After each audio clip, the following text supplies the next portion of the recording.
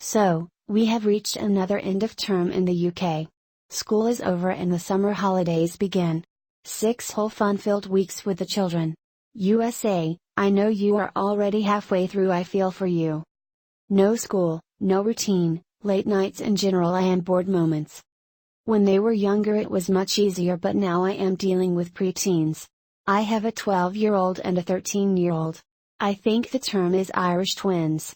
Not sure where it comes from, but basically, I was pregnant back to back, a stressful time where I think I lost 3 years of my life. But that is a story for another time. Having close in age children has its benefits, but one is a boy and one is a girl, so the differences are huge and the usual sibling fighting is an everyday occurrence. Summers used to be so easy when they were young, they were easily pleased.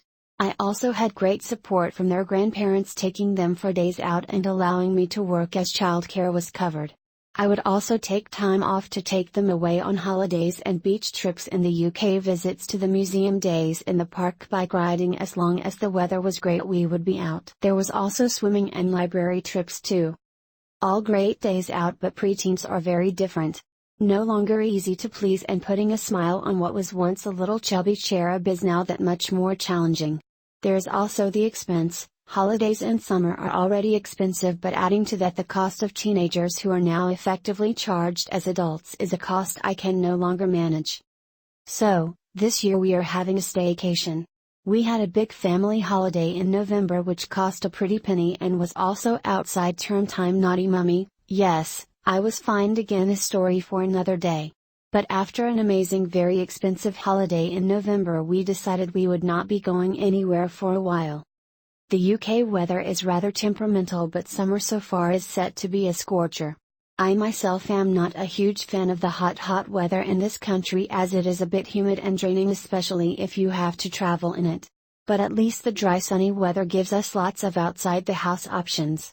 Yes, but pleasing teenagers who would rather be glued to a device for the whole 6 weeks and only move from the pit that is their bedroom for eating is not going to be an easy task.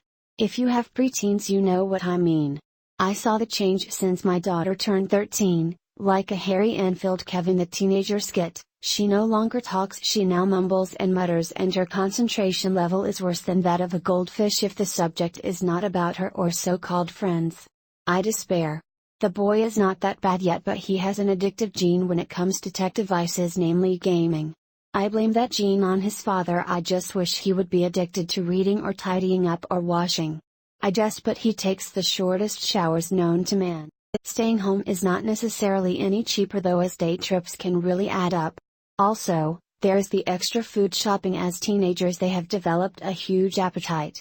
I think my son is going through a growth spurt, so I encourage this. As covered in a previous blog. He's a little small. I think a plan of action is required this summer to help me get through the next 6 weeks.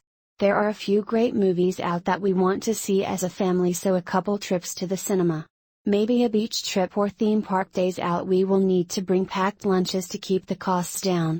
We have to do the back to school shop, new shoes, stationery bag and uniform, as well as get the blazer dry cleaned. I also want to encourage some holiday learning. I will be managing my time with their father and grandparents, as I will also be working.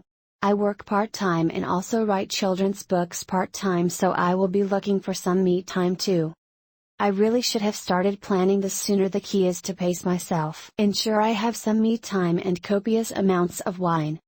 Wish me luck. I wish all you fellow parents out there lots of luck for the summer. Look after yourselves, take lots of deep breaths and prepare if you can. You will survive. You will laugh, you will cry, but you will survive. Enjoy too, as some of these moments are so precious and they do not last forever. Take the good and the bad and even the ugly. Parenting is a job like no other.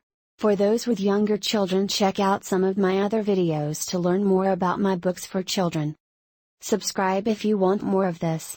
Thanks, see you soon.